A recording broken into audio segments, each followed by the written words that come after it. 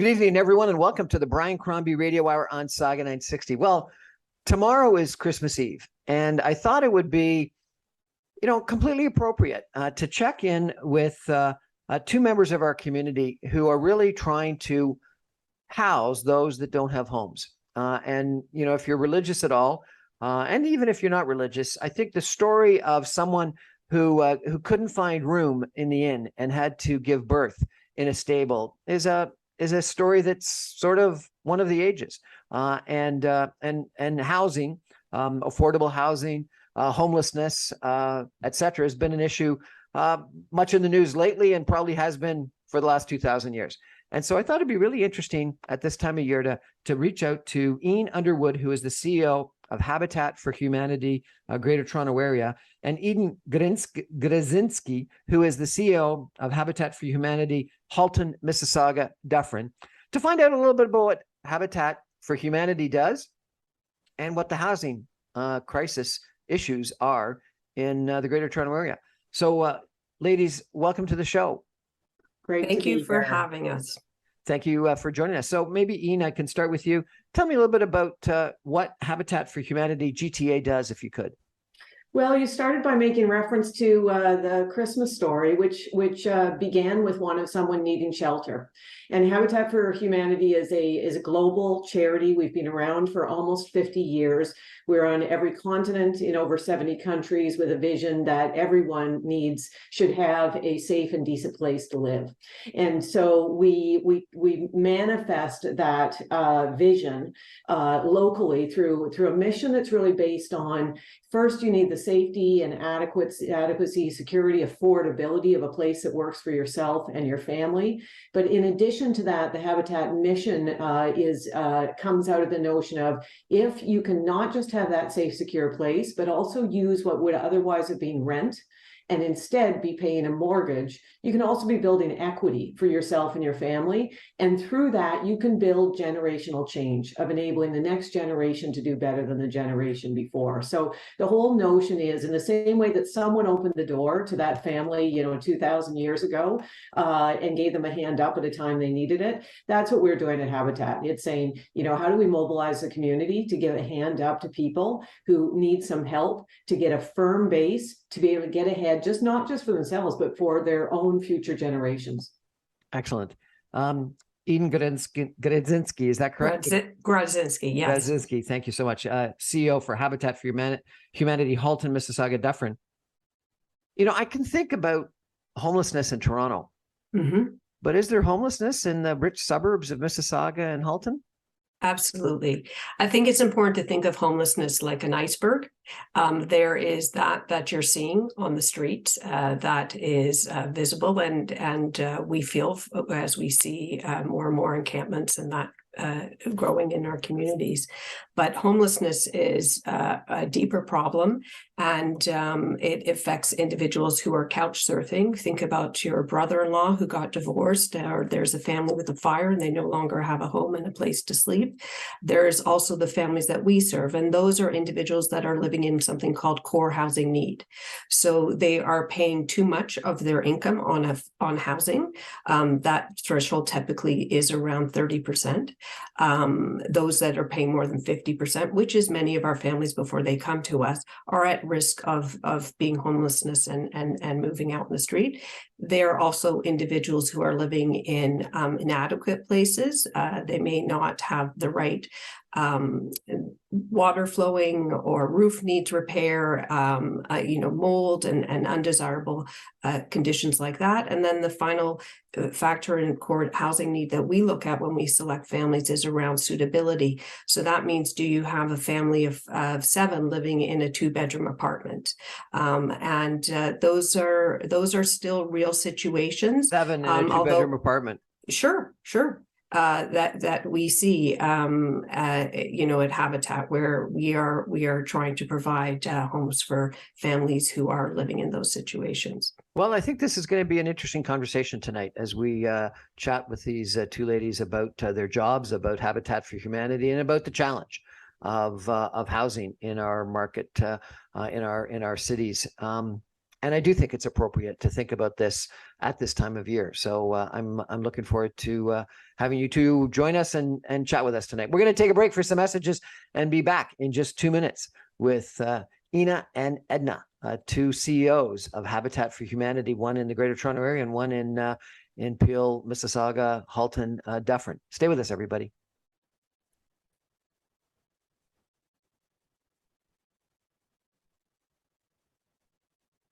Welcome back, everyone, to the Brian Crombie Radio Hour on Saga 960. You know, it's that time of year when we gather with friends and loved ones, and we think about, at least I hope we think about shelter, having a home that you can afford. It's certainly been something in the news a lot as the provincial government and different cities talk about affordability, and I think it's an issue appropriate for the season as we think back to 2,000 years ago when a family was traveling and couldn't find a place to stay for the night. And so I thought it would be very appropriate to interview Eden Grodzinski, who is the CEO of Habitat for Humanity in Halton, Mississauga, Dufferin, and Ian Underwood, who is the CEO of Habitat for Humanity in the Greater Toronto Area. They represent two local Habitat chapters who provide affordable homes throughout the Greater Toronto Area, throughout our whole region. And it's a pleasure to chat with the two of you. I wonder, Eden, if I could start with you and ask you how you got into this business, because it's kind of a strange and different business of providing affordable housing. How'd you get into it? Absolutely. I don't think children go to school and think I'm going to be running a Habitat when I grow up. So I actually began my career in healthcare management. I have a master's degree in health admin from U of T. And I spent my early part of my career working for various healthcare organizations. Ian and I actually crossed paths back then. She'll tell you your history, but we both worked for something called a district health council, where we were doing health planning. These were precursors for the LHINs. Ironically, she worked in Toronto and I worked in Halton Peel back then. But I was working on hospital proposals like the new, it's not new anymore, but the Brampton Civic Hospital up on Beauvais Road, and also supportive housing projects for individuals with mental health and addictions, and got really interested in why people were coming to the hospital and the social determinants of health. So for your listeners, these are things like housing, income, education, and this is what really determines your health outcome. So I transitioned my career into leadership roles in social services. I ran my own consulting firm for a number of years, working with charitable groups and government. And one of my clients at the time was the city of Stratford, who are a housing manager for that area in Stratford and Perth County and St. Mary's. And I oversaw their community housing division.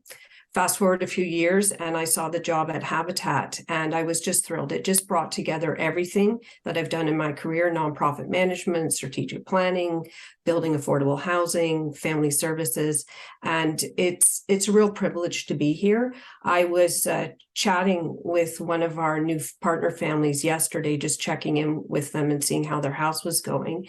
And he was saying to me, if we go back to the Christmas theme, you're doing God's work. And I'm not a religious person myself, but I do drive deep fulfillment and energy from seeing success in others. And it's a real privilege to do that at Habitat.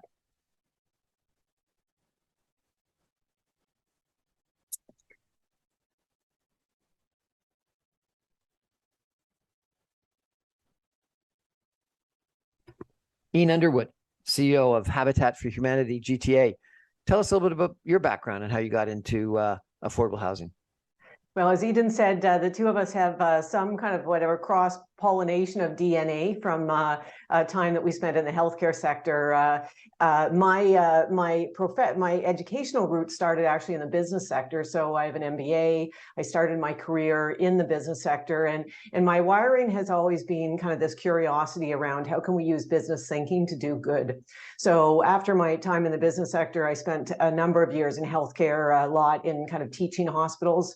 And then from there, as Eden someone said, you know, habitat and the determinants, with housing being such a significant determinant of health, it really informed, you know, an interest when the phone rang of hearing that there was this opportunity at Habitat for Humanity. So I've been at Habitat for Humanity for 10 years. I love that it enables us to use business thinking to do good. We are a social enterprise. We're a developer. We are a home builder. We're a mortgage manager. We're a retail operator. These are all kind of business processes where we can use and kind of redeploy them to make a difference in our community. Habitat's also very personal for me. I grew up on a farm in southwestern Ontario. I was the youngest of 5 children, and when I was very young, our barn burned.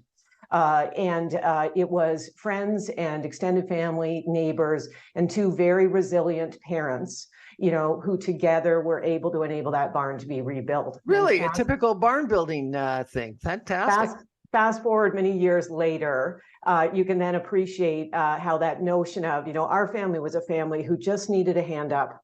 And that farm went on to do very, very well. And now, you know, it's a thriving farm run by 2 brothers and nephews, and doing really well and feeding thousands of Canadians. And so, you know, that's a Habitat story of seeing a family that just needs a hand up, so that not only can the family thrive, but that the broader community thrives more by virtue of that family doing well. Ian, you know, I think everyone knows, lots of people know the name Habitat for Humanity. You know, some of us have seen, you know, Jimmy Carter, the former president of the United States, building homes and things like that for Habitat for Humanity. But I don't think a lot of us know what Habitat for Humanity actually does. Can you tell us what Habitat for Humanity actually does? Yeah, so you're absolutely right. We're one of the most recognized kind of charitable brands, certainly in North America. And we often say we're well known, but not known well, because exactly when your listeners kind of close their eyes and they think of Habitat, they're going to think of exactly what you said: Jimmy Carter and volunteers, you know, helping to build homes. And volunteers will always be a big part of Habitat for Humanity. We do use volunteers now, it can still, for much of our home building. But again, why are we doing what we do comes back to that notion of, however we're able to deliver a home, we're trying to deliver a home that is safe and adequate for a family, that enables them to, as I said, take that rent, use it to build equity and build generational change. And what that looks like is changing, because the GTA has changed so radically over the years. I think we lost you there. Eden, maybe I can switch to you for a second. I've actually had an opportunity to go into one of your stores, and I didn't realize those were run by Habitat for Humanity. Tell me a little bit about that, if you could. Sure. So, as Ian mentioned earlier, we run what's called a social enterprise, and they're known as the Restores. There are 4 under my umbrella, and I have to refer to Ian to say how many are under her umbrella. I think a dozen. But we typically and historically we get donations from individuals of gently used goods. This could be furniture and other household items that they no longer need, and we sell them to others in the community. But we also get a lot of donations from corporations and products. So you can walk into our Restores and walk out with a new appliance or something that has been donated by a generous benefactor. We have lots of corporations that we deal with.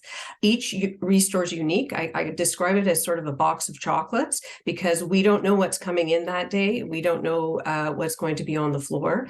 I encourage people to check them out, because the ones that we run in Halton, Mississauga, Dufferin have a variety of things. I think people think of them traditionally as Home Depots. It's more like a Winners, in the sense that you can get a range of household furnishings, decorations, paintings, mirrors.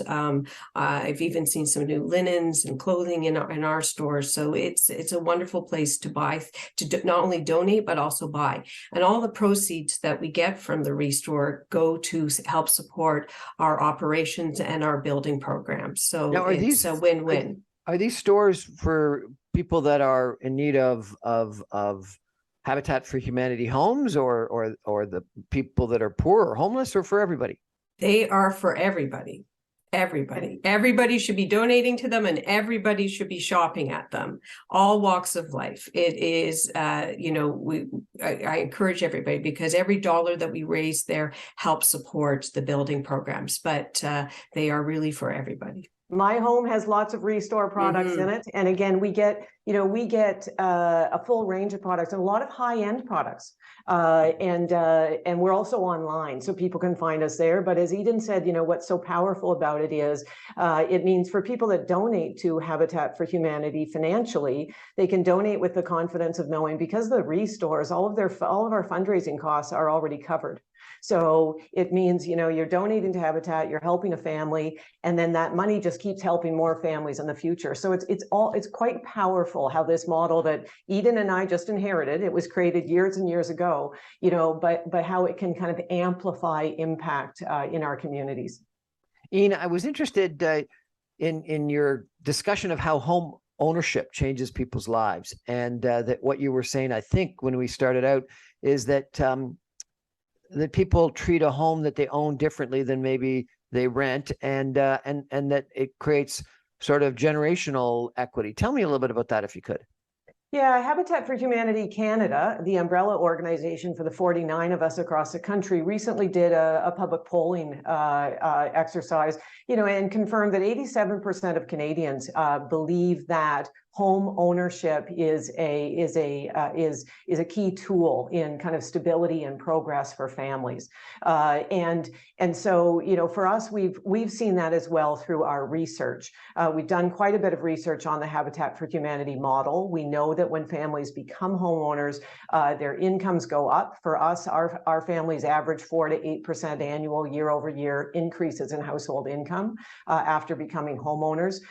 Pride in the home obviously is there and is so strong. It's part of the Canadian psyche. Confidence for families go up. Children do better in schools. Eden referred to crowding. We see crowding so much because of the affordability issues. And that crowding translates into, more mental health, more stress issues. We have a family that we just approved, talked a lot about just the issues in their home that were creating asthma and allergy conditions. So when those go away, children can do better in school. Parents aren't losing time from work because of a sick child or because they themselves are sick. So there are all these different kind of multipliers of the impact of when we create that stability of home, many more possibilities emerge around family health. Boston Consulting Group did a study a few years ago of Habitat across Canada and found that for every dollar of money that goes into Habitat, $4 in societal gain is created. And that is through those, now families are paying property taxes that weren't there before. Their incomes have gone up. So there's new income taxes, new consumption taxes that come. Healthcare costs are lower. So that notion of just that multiplier when we get the stability of home and community, right? Because Habitat is building communities. So communities of people who put down roots and stay and contribute to their broader community together. I had a great opportunity as co-chair of something called the Mississauga City Summit that the former mayor of Mississauga, Hazen McCallion, asked me to chair, and talked a lot about the problems of immigrants and people that were challenged in our society. And it was interesting. We had numerous different speakers that said the most important thing that people can be given is a home. And if you don't have a home and you're living on the street, or you're living in, I guess even they told me that in Mississauga, people aren't necessarily living on the streets, but what they're doing is they're living in cars and things like that. And the second most important was a job, and then after that became things like money. But that if you didn't have a place to sleep, a roof over your head, mental health, lack of motivation, lack of confidence, lack of abilities to take a step up, were real challenges. So I really thank you for the role you're playing. Eden, is Habitat for Humanity something in just North America, or is it worldwide? We're worldwide, but if I can just respond to your earlier comment, absolutely. Housing is that number one item that individuals need, particularly new immigrants. If you don't have that house, you don't have an address, how are you applying for a job?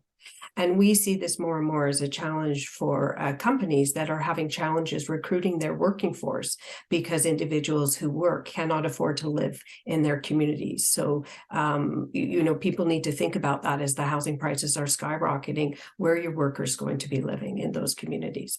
But to answer your other question about, yes, we are in 70 countries. We are a worldwide organization. We do 70 countries. Yes, we are part of, Ian and I are two of 24 affiliates across Ontario. There are about 48 of us in the country. And then we are part of Habitat Canada, which is part of Habitat International. We're across the world. And one of the things I want to encourage people that when you give to us and we build a home, we actually give a home to somebody else internationally. So for every home we build, we as an affiliate make a donation of $2,500 to Habitat International, and that goes to support global initiatives. Some of them are house building, but some of them are more basic. They could be building water filtration systems and so forth. So it's quite a phenomenal network. Ian, advocacy, is that part of your mission? Yeah, very much so. Always has been, and as Eden has alluded to, it's become more and more important now. That we are making a change for families right now in our communities, but we recognize there's no amount of Habitat for Humanity effort with or without volunteers that will solve the housing crisis that we have now in our region. In 2021, only 3% of the homes that were sold in our region would have been affordable for the median household income. 3%. And so we need to, all be recognizing as a society. That means that as we're talking about around our dining room tables, our next generation cannot afford homes. Newcomers to this region cannot afford homes. So this is very much becoming something that affects us all. And it's fantastic that all media is talking about it. All levels of government are talking about it. And so we as Habitat are also talking about this is important. It affects everyone. As Eden said, if we want futures for our community, where we have where the schools we send our kids to have great teachers, great early childhood educators. If we want personal service workers that are there to help us when we're older, or family members who are older, if we want deliveries made to us, if we want great entertainment and hospitality sector, we need to have communities where there's affordability for everyone. So this is a conversation that we are very much part of at Habitat, of saying, this isn't just about the people you may think you don't know. This is about all of us, and kind of reclaiming the Canada that, I'm in my fifth, or however you do the math, decade. This is a Canada where it used to be, if you work hard and get a job and save up for a while, you can have that stability for your family. That's not who we are anymore, and we need to get that back. Well, we're going to take a break and come back and talk a lot more about affordability, because that is, I think, one of the big issues provincially, municipally right now. But just before we go, Eden, if people want to donate to Habitat for Humanity in your area, how do they do that? Well, the best way is to go to one of our websites. You can either look up Habitat Halton, Mississauga, Dufferin, or if you want to donate to Eanes and you live in the Greater Toronto area, Habitat Greater Toronto area, we both have ways to give through our website. You can obviously call our numbers, which all the information's on there too, but that's probably the easiest way. Thank you. We're going to take a break and come back in just 2 minutes. And we're going to talk a little bit more about, actually, hopefully a lot more about what Ian's talking about this affordability crisis. And, I found that statistic that you mentioned, Ian, shocking. Only 3% of the people in our area could afford a house. 3% of the people could afford a house at the median average income. That's shocking. We're going to take a break and chat more in just 2 minutes. Stay with us, everybody.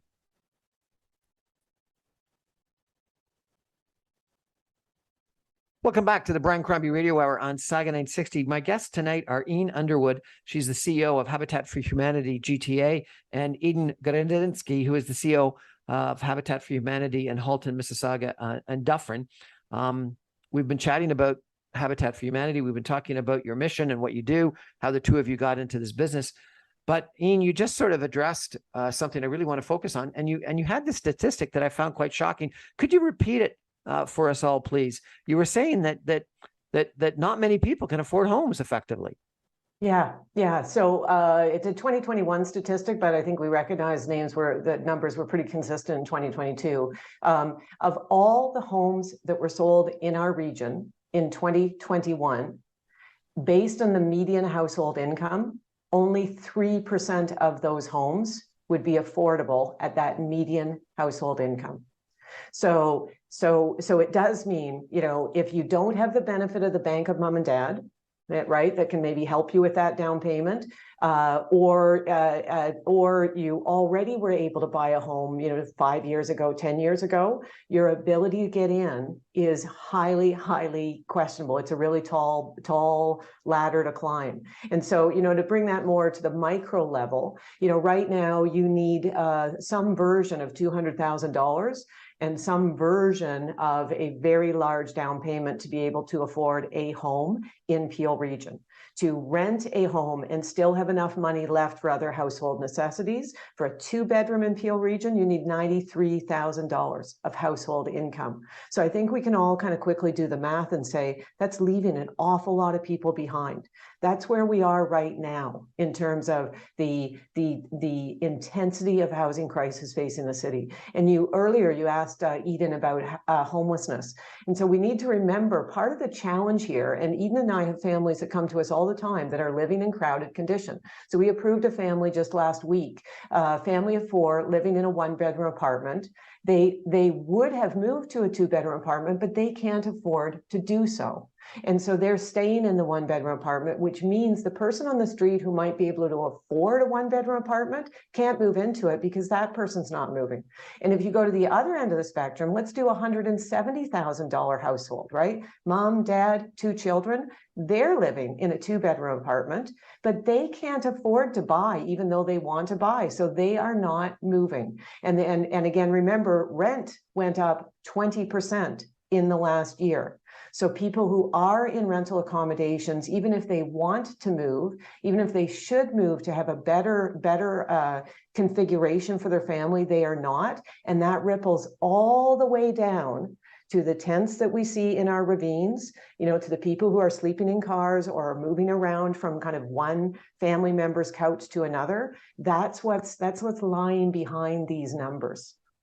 Right. And if I can just add to that, when you look at those rental statistics, it's quite shocking when you think that we have a Residential Tenancy Act, which has very strict rental increases on it. So in 2022, it was 1.2%. So those increases that when he's quoting those numbers, that's because the ones that are turning over on the market, those are the ones that are allowed to increase. And when you have families that can't afford a down payment, but they may have some savings, they've gone and used those savings and they've paid a year's upfront of rental income. So our families can't even compete with those to find those rental apartments because somebody's plunked down a year's worth of rent in order to secure apartments. It's a crazy market that's going on right now.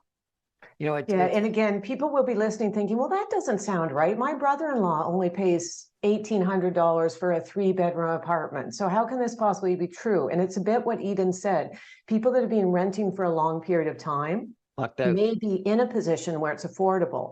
But now let's say you're 28 years old and you have, you're married, you have 1 child, now you have 2 children, you're living in your parents' basement. You can't afford to get that first step into the apartment because those new rentals are these big numbers that we've quoted. Or you're a newcomer to Canada. And as Eden said, newcomers to Canada are facing not just affordability, but also landlords who say, give me a year's rent. I sat beside an executive from the insurance industry 2 months ago who explained that he came, I believe, from South Africa. And he said they were only able to rent by paying an entire year of rent. How can you ask for a whole year's rent up front? That's absurd. This is what's happening. Seller's market. Yeah, where we used to have, bidding wars in the housing market has now become a normal thing. And remember, when I was starting out, that I don't think when we bought our first home that was a case, but that now has translated into the rental market.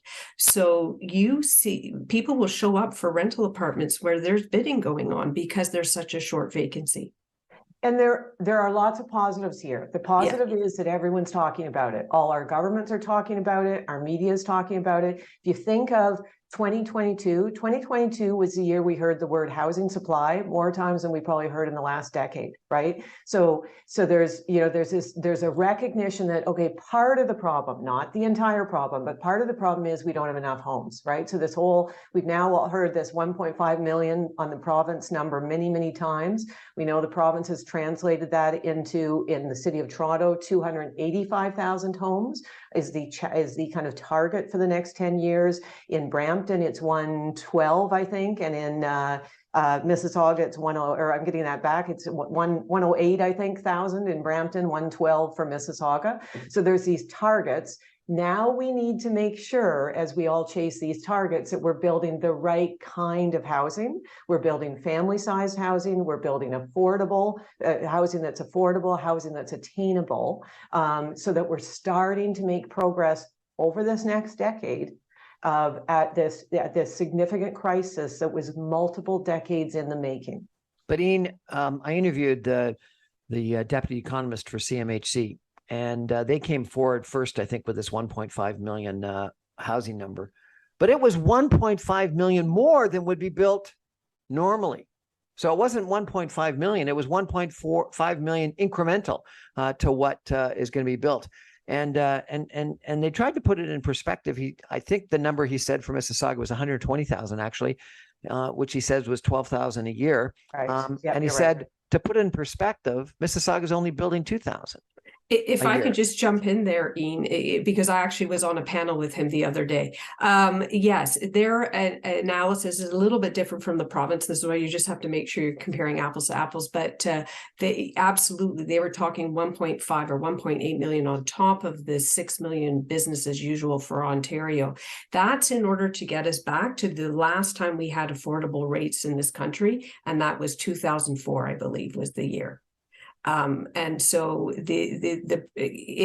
that's our challenge. And when you look at the number of units that we have in the pipeline, and the challenges we have with building costs, supply chain, I call them the 3 L's: land, labor, and I forgot what the third one is right now. But these are challenges that we, as a nonprofit developer, are also being challenged with, just like the private sector developers. And so not only do we have this supply challenge, it is very costly for us to build right now. And that's really difficult. So Eden, what's the solution? Well, it means our communities need to we need to embrace a different vision of what our communities will look like in the future. And so I think, you know, as I said, I'm in my 50s. I think, you know, for listeners in their 50s, 60s, 70s, we need to recognize, for the most part, we've been on the winning side of this equation.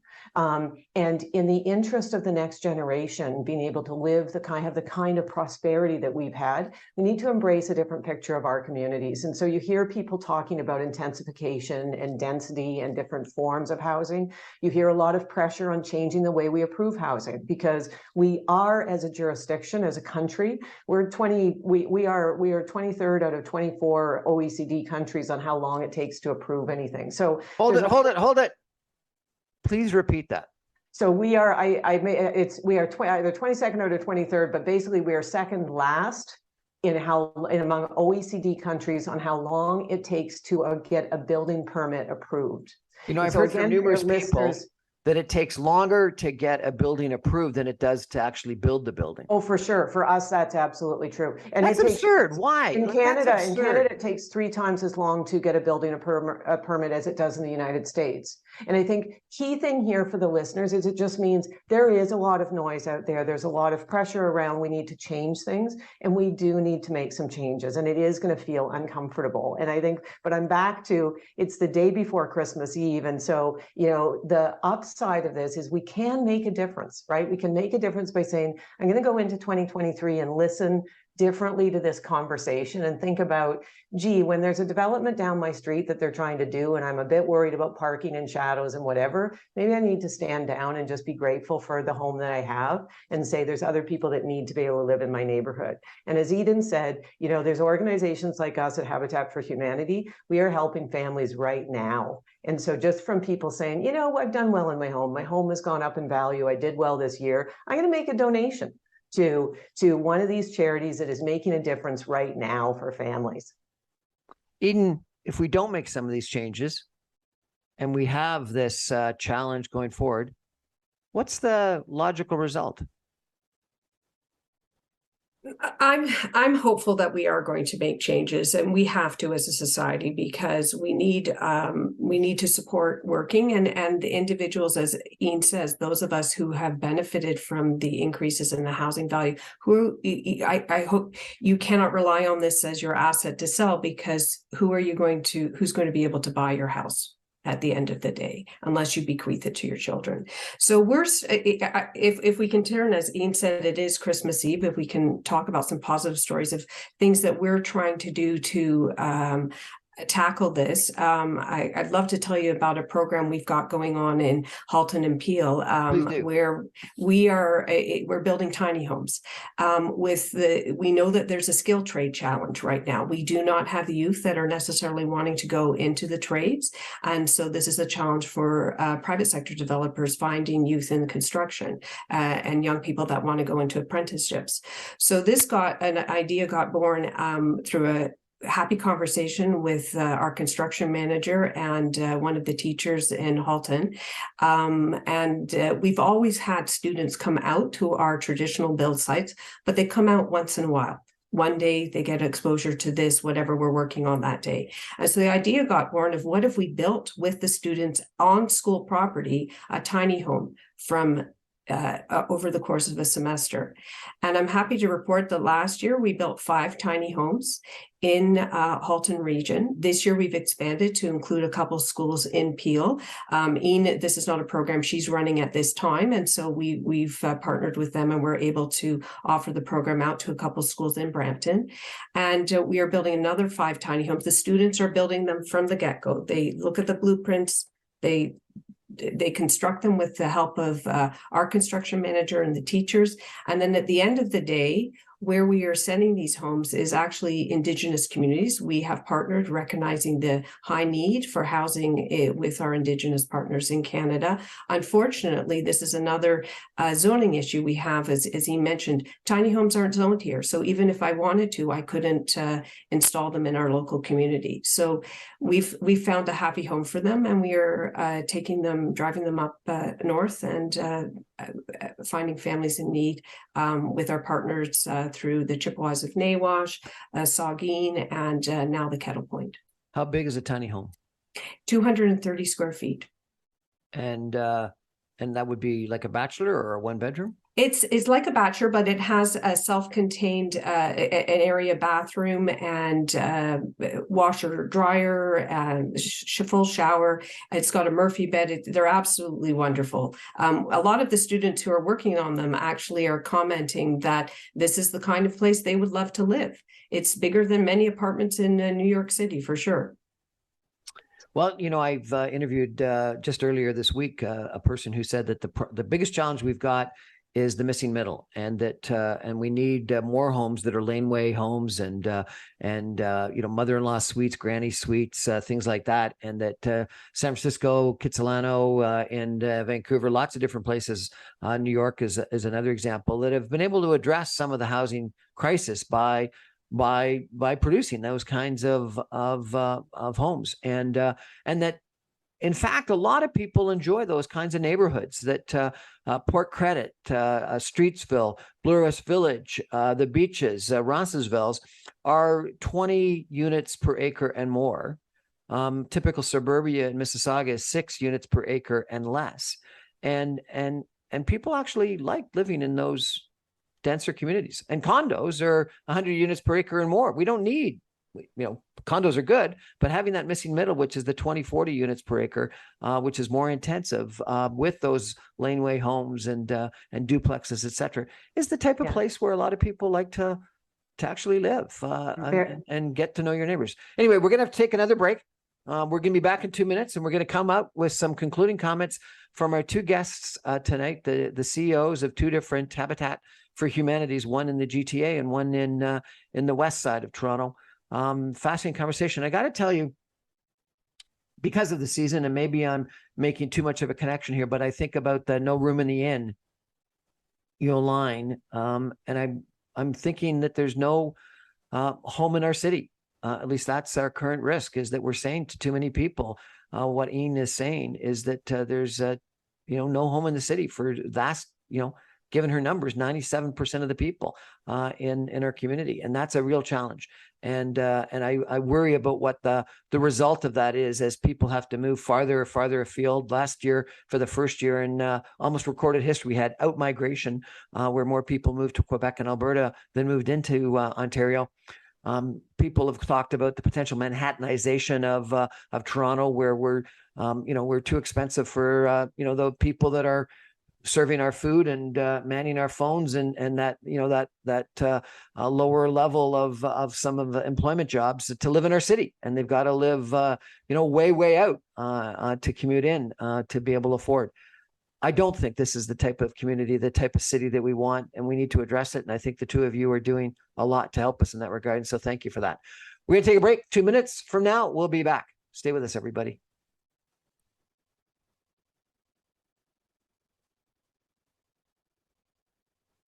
Welcome back to the Brian Crombie Radio Hour on Saga 960. I really wanted to chat tonight with my two guests because of this whole connection to the Christmas story of No Room in the Inn. And I really worry that, our housing affordability crisis has left us in a situation where there's not room in our cities for a lot of people because we don't have enough homes for them, at least enough homes at reasonable prices. And so my guests are Ian Underwood, who is the CEO for Habitat for Humanity GTA, and Eden Gudzinski, who is the CEO for Habitat for Humanity Halton, Mississauga, Dufferin. But we have some inspiring stories, and Eden has been kind enough to share one inspiring story about tiny homes, which is kind of interesting. Ian, I wonder if you got a story that can inspire us at this time that there is hope. Yeah, at the Christmas season, I think of a mom by the name of Fiona, who is the mother of two children, and they had lived in a shelter at one point. Then they got an apartment in a house, and wouldn't you know, the landlord of the house wasn't paying their mortgage, and the whole thing got foreclosed, and so they were without a place to live again. They found it acceptable place to live, and but not great, and then they applied to Habitat, and were approved. Fiona got started doing her volunteer hours helping build her home and other homes in a 24-unit development. And on Christmas Eve, she said to her girls after they opened their presents, she said, I just want us to go for a drive tonight. And she took the girls for a drive to what's the girls just look like. This is just some weird build site. But on this build site, in one of the windows, there was a string of Christmas lights. And that day, Fiona had worked with the staff at the Habitat build site to string Christmas lights in the bedrooms that would be the two girls' bedroom. And so the kids are there, they're shivering, they're freezing, they're saying, Mom, why do we have to do this on Christmas Eve? And Mom said, because that's going to be our home where we're celebrating Christmas next year, and that's your bedroom. And this is Fiona and her daughter's second year that they are celebrating Christmas in that home, of having, worked so hard to get the stability of a home that works for them.